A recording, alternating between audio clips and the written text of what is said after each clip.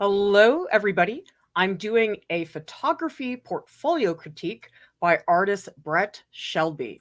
If you would like to grow as an artist and you can't afford an art class, we've got everything you need here at Art Prof: critiques, tutorials, and professional development. Taking a look at this group of photographs, I would first like to start with Brett's artist statement. Brett talks about how photography is something that never occurred to me as something to do till October of last year. I've been at it nonstop ever since. I haven't gotten any meaningful or comprehensive feedback on any of this work yet because it didn't occur to me to use photography as a creative outlet until less than 6 months ago. Prior to that, I had frankly never taken what I guess would be classified as, quote, fine art photographs. Well, Brett, I'm so excited to review your portfolio and be at the very beginning of your development as a photographer. Now, when I go through the portfolio, there are a lot of visual qualities that do transfer across your pieces that I think is very exciting. One thing that I do see is there is a very good mix of organic and also geometric shapes, and also layering and transparency. For example, this image here with the mannequins, the way that the glitter on the right hand side overlaps into the architecture. This piece, which has the trees in the background, the architecture in the foreground. And I really enjoy the transparency because there are actually lots of moments where the image becomes quite abstract. And that's a nice balance against, say, something like these bunny heads, which are very recognizable. So there's definitely a lot of play here between representation of objects that are recognizable, but also areas where we have to think a little bit more. And what's great about that is you are piquing my curiosity as a viewer. And those are the pieces I think that interest me the most. Like this image of the mannequins on the left hand side, I didn't even know until I looked really closely that that's actually the hand and clothing of a third mannequin. I saw the one in the middle immediately, but the one on the left is quite mysterious. And so I think in those circumstances where we have to read deeper into the piece, those are the pieces that I find myself really sustained by, pieces I want to spend a little bit more time on and understand them better. I would say, as far as technical stuff goes, I would highly recommend to try to do significant post production. Now, I don't know if these pieces have been manipulated beyond taking the photograph, but I would say, even if you are manipulating them, I think I would do it more. I think I would make the differences a lot more extreme just to see how far you can go. Because I think oftentimes when people play with, say, contrast, they do these little increments. So they increase the contrast a little bit, a little bit, a little bit. And those baby steps, they don't tend to be very efficient and they don't really show you the range of what's possible. So I'm just going to show an example here. This is one of Brett's photos. And what I did is I put it into Photoshop and I made the contrast very extreme. Now, this is likely not what Brett might want to do. It's probably too much. But then once you've gone too far, you can inch back until you find the balance that you want. And I would do it both ways. For example, here's a version where I've made the contrast really dark. So you really lose the figure and the architecture. But I think seeing those extremes from the very, very bright one to the very dark one, it lets you see what you can do. Because I do think that in a lot of the pieces, there does seem to be a lot of gray in them. And I think playing with your options as far as what you can do with contrast would give you more variety. I also think you can play up cropping, try more options, because the whole thing about photography that I think is terrific is that post production is not time consuming.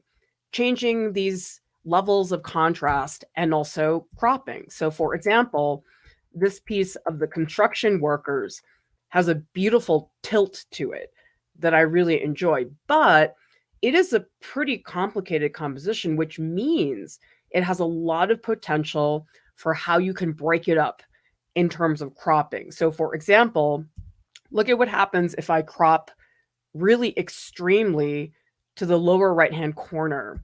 So if I go back here, this is actually this spot right here in the lower right-hand corner, but when I zoomed in, there's so many differences. I mean, I didn't even notice this almost white outline that's traced around the architecture.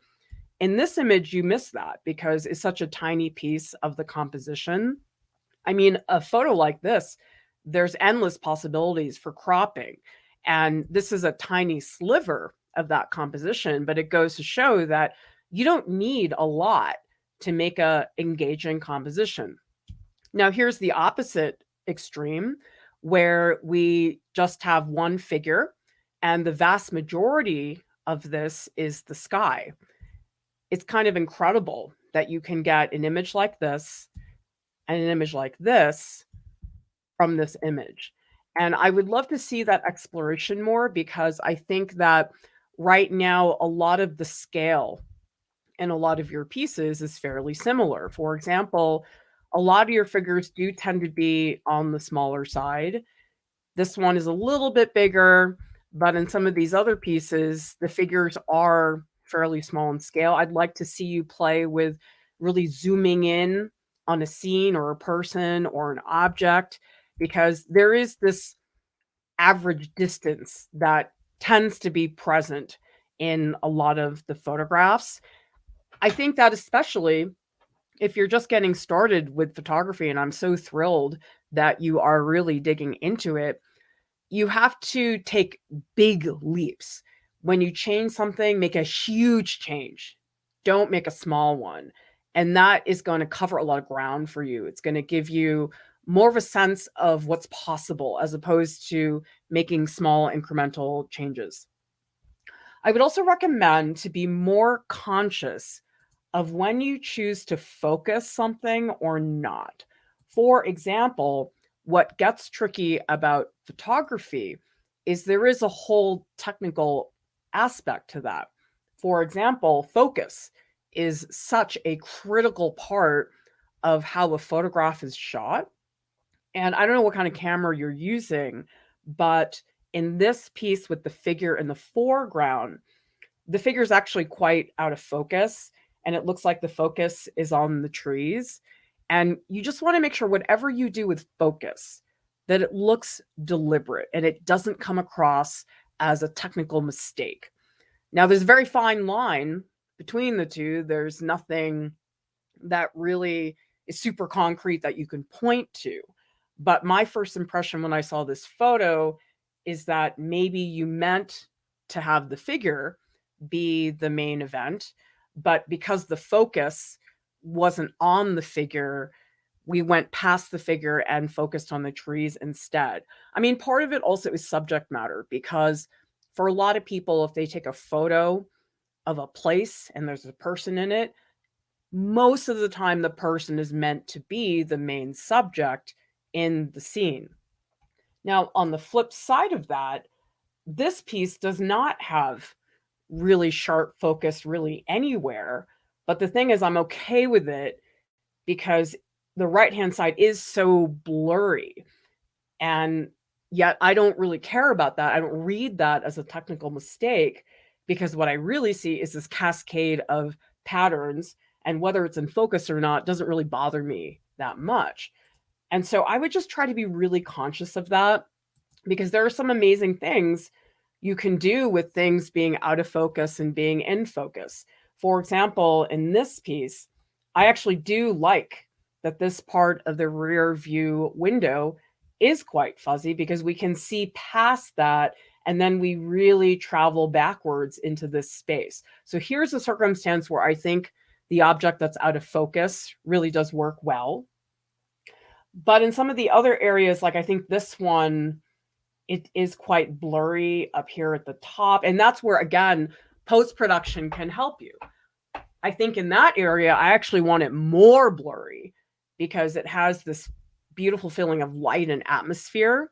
So when you're taking the photo, think about that purpose of focus. Is the focus important? Like this one, there's this little white spot in front of the legs, and I'm gonna guess that's a reflection from the window. It looks like in the lower right-hand corner, maybe you were inside a car or something. But this lower right-hand corner and this little blur here, they do feel like technical mistakes as opposed to something you meant to do on purpose. Cropping can get rid of that. Like to me, this little right-hand corner is not enough for me to really want to engage with it.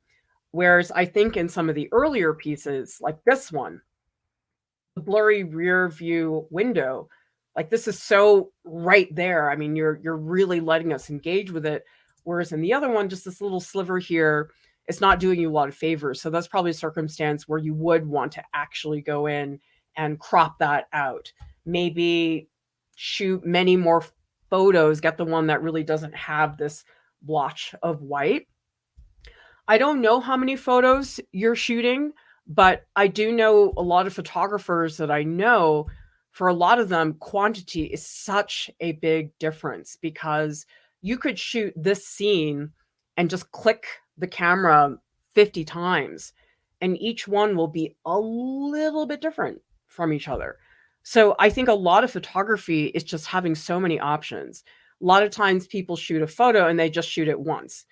If I have something I want to shoot it, I'll shoot it 30 times from different angles. I might shift the focus. So really giving yourself many, many more options, I think would be better. And it's not time consuming. If you're in the staircase, move yourself to the right, maybe get down on the floor. Really think about point of view because point of view is a very powerful part of photography. Okay, let's go through and critique each piece individually. And one thing I want to bring up, which is relevant to this piece, is do you show a face? Because I am noticing that figures are certainly a part of your photographs.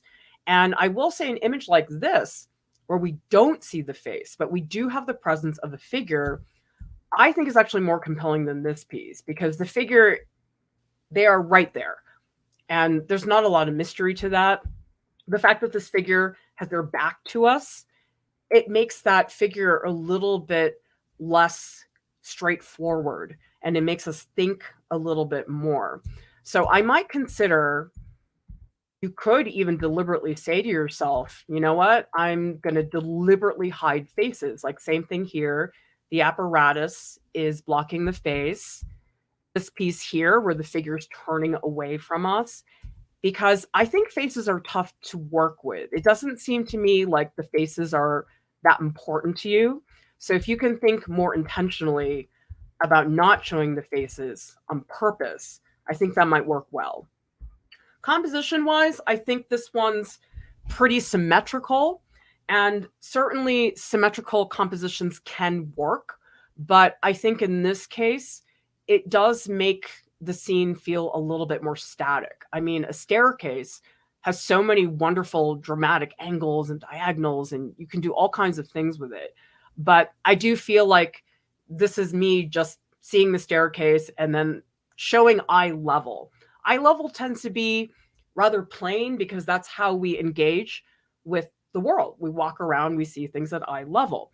But if you were to say, get down on your hands and knees and shoot this as if it was a worm's eye view, then that shows a point of view. I feel like this is very conventional. It's what you typically see. So you want to think about, how can I get past that? This is one of my favorite pieces in the portfolio. I think that certainly you could do a little bit more in post-production, but I think the way you have this wonderful rich blend of shapes and textures. One of my favorite areas is these little round dots, the flower petals, some of the brick pattern, and then I love this shimmery sky that comes down. I would say you could probably let go of some things more. Like, for example, the car, I think actually gets in the way of us appreciating the bunnies, who are clearly the main spectacle in this piece. I'm going to guess you did this in Photoshop. And what you could try is maybe just enlarging things. So, for example, the car, I do like some of the values it's contributing to the composition, but it is so much a car. And so it's hard for me to really engage with the bunnies when I'm being distracted by this car. So it could be that you make the car 3 times bigger so that maybe we lose some of the elements that describe the car as it is. Another thing to be conscious of, and this relates to cropping, is tangents. A tangent is when you have one object, like there's a tangent here. The very tip of the ear is right up against the edge of the page. And that can be very awkward. It can be spatially confusing. So in a lot of circumstances, I tell people either move the ear so it's more in the composition, we have a little more space, or crop it really clearly, like crop the ear here. This is awkward, and I think you want to try to avoid tangents for that reason. This piece, I think, is probably out of your portfolio one of the more typical photos. I don't feel like I see your eye here as a photographer the way that I do here. This is such a striking, odd image, and I don't really know what's happening, but I'm curious and I'm interested. This piece, not so much, because I think it's a fairly typical scene and everything's recognizable. You got the person, the cars, the building, the telephone poles, the wires, the trees. I can identify everything. So it's almost like a situation where you're giving us too much information, and therefore we just aren't that interested because we say, okay, it's a car. Okay, it's a tree. Yes, it's a tree. We don't have a lot to engage with here. So I think for that reason, this piece, I think, has less potential than the others. This one I really like a lot, but it's also a piece where I think playing with contrast would help you, because I see so much potential in this dark area in the middle. You've got beautiful patterns from the mannequins. I actually really love this upper left-hand corner where we have this very, very faint trace of the mannequin on the left-hand side. And I do really like this pocket of quiet in the top. It helps us process what's happening on the right-hand side. The pattern on the right-hand side is like super busy, but we can appreciate it because you've balanced it with this area of quiet at the top. So I think compositionally, there's some really good things going on, but it does feel quite gray to me. And I feel like given the patterns and the drama of the mannequins, it feels a little bit tame. So this is a piece where I'd love to see the contrast really pumped up. So the blacks really are black. Like, I don't even know that there really is a straight black in here. I feel like the darkest black is here. And even that is not as black as you can get. This piece is sort of similar to the other piece with the figure and the telephone pole in that it really describes the scene. And I think when you consider how you photograph something, you really want to show what you see. And a description of the scene isn't really saying what you as the artist sees. It's saying, here are what the houses look like. This is the street. Here's the person. And I feel like there's less of an interpretation here. And it almost feels more like a documentary photograph. There's certainly the figure to pique our curiosity, but it does feel rather random. I'm trying to figure out what their motivation is for being there, and it's a little bit hard to tell. This is another piece where I think you could crop very dramatically. Like, to me, the best part of this piece is actually the upper right-hand corner, because look at this.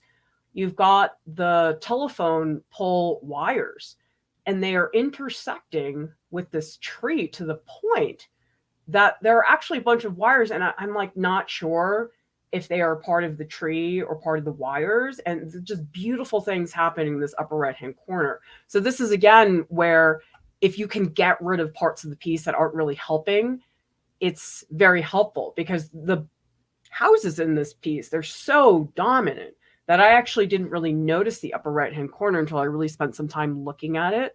So I really recommend looking at your photo and saying, hey, what can I get rid of here that is not going to hurt the piece? And I think you'll find there's a lot you can get rid of. and you can make your composition more lean so that the parts that are in the composition are more distilled, like getting to the heart of the best part of the piece. This is one of my favorite pieces. I think there's just a wonderful distribution of shapes.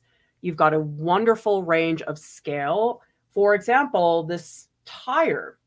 This is a great example that you are expressing to us that there is a car there, but it's not as obvious, I think, as say this image where I can clearly see the car. What's great about the wheel is that you're only showing a very small percentage of the car, and yet I know there's a car there. So you're implying the presence of the car, and I think that's working very well. And then just terrific shapes. This big shape, this one, and then this wonderful diagonal, which cuts across the page. And this really is a space I want to navigate into.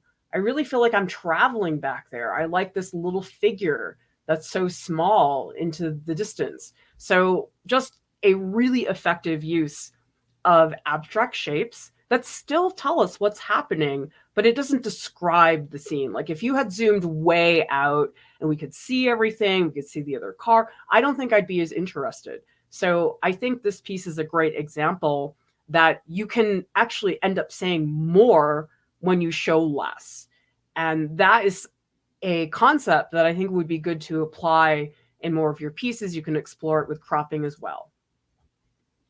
This piece, I think I would crop a lot more because I do enjoy the angle that this is shot at. It really feels quite disorienting because of the way everything is tilted. And I do love how these wires, they cross over this line. So you have basically this big X up here at the top. But I feel like this little patch of white gets really confusing. And this is another circumstance where it does come across more as a technical issue. It doesn't feel deliberate. I'm going to guess maybe like some of the others, this was shot when you were inside a car. And that's pretty hard to do because when you're in a car or a window or something that's reflective like that, that does make your life more difficult because you just can't control what's happening so much. So I might think about positioning yourself in a place where you don't have to deal with those distractions.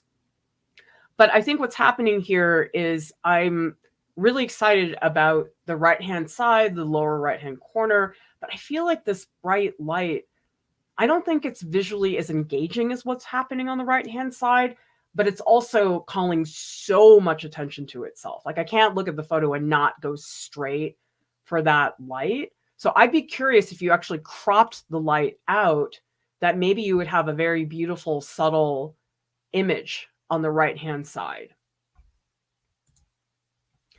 This piece is the only color piece in this portfolio, and I think it's sort of similar to some of the other ones, like the one of the figure that's walking, in that it seems like a description of the scene. We have the person, we have the apparatus and the cones, and really, I feel like the person is sort of the least interesting part of this. I'm actually more fascinated with the cast shadows that are happening from the apparatus. And yet the apparatus is really what I see first. So this is another circumstance where you have to figure out, well, what am I really after here? What is the focal point? And right now, the focal point feels like the apparatus, but it's very much just right in front of us. So I think I would try to search for parts of the photograph that really are not the most glamorous, I suppose, but how you can show us that to you they're interested in. Because I think in any scene you're painting or photographing, most of us are attracted to a certain part of the scene, and it varies depending on who you are. Not everybody looks at the same scene and, oh, we all agree this is the most interesting part. No, depending on the person, it changes. I mean, one person might say, well, I really like the sign. That's what I want to focus on. Another person might say, well, I think the cone is really what engages me. And I feel like right now it's almost like you're giving equal distribution to everything. And therefore, we end up feeling like there isn't anything that really is special to you. And we want to see that better. This piece I do like quite a bit. I think it's a better version of the other piece earlier with the figure that's standing. It's a similar circumstance. It's a figure that is walking. They are fairly similar in terms of size. But I think in this one, it works a little bit better because, again, the figure is slightly turned to us. And also, this figure has such a particular posture to them. We see their weight, them leaning into the cane. So I think that's interesting. But I would avoid this framing that's happening because we have the two bushes, one here, and also the lamps. And I feel like the figure is just right in the middle of that. What you might consider doing is removing one of these pots and street lamps. So that way it becomes more about, okay, the figure and their relationship with the pots. Whereas here, I just sort of look at the pots and the bushes that are in them. It's almost like bookends. And I think that has such a, I guess, definitive feeling to it. And I would love the space to open up a little bit more. I really like this piece a lot. I think it's quite surreal. I think it's odd how smooth that sky is. There's something about it that feels a little bit different than what you usually see. And then the scaffolding has so much going on. And actually, I just noticed this. One of my favorite parts is this figure down here at the bottom. Again, that's a figure that doesn't jump out immediately, but upon further inspection, I do see it. So I really like this piece a lot. I just think that you could probably cut it up into more compositions. As I showed earlier, here are some versions that I just threw together. And so this is a good scene. And I also think the way that, for example, this figure at the top, we just see a profile. So we know there's a face there, but the face is hidden. So I would consider that. So Brett, I think that there are so many exciting things happening here in your pieces. And the fact that you just got started on this 4 months ago, I think is quite impressive. And a lot of this is, I think, ultimately about being more deliberate about your choices. Because I do think when you are just getting started with any media, you don't really have the experience yet to really know, okay, what am I really after? And so what I'm saying is to really target that, really think about it in advance, because it is easy, I think, with a lot of media to just throw yourself into the making, which is important too. I'm not saying that isn't, but to think a little bit more clearly about, okay, why am I doing this? Why am I emphasizing this area? What are my choices? Asking yourself the why, questioning your choices more will allow you to solidify them more dramatically. We do have many other portfolio critiques. We have ones for students applying for MFA programs. We have portfolio critiques from independent artists. Here's a painting portfolio critique. And we also have art school portfolio critiques for students applying to undergraduate programs. There are many ways you can support Art Prof. You can make a one-time donation via PayPal. Our entire budget is based on donations from the community. You can buy original artwork on our Etsy shop, and you can purchase a portfolio critique in any topic. Art Prof is a podcast. It's available on Spotify and also on iTunes. And subscribe to our channel for more art tutorials, critiques, and business tips. Thank you so much for watching.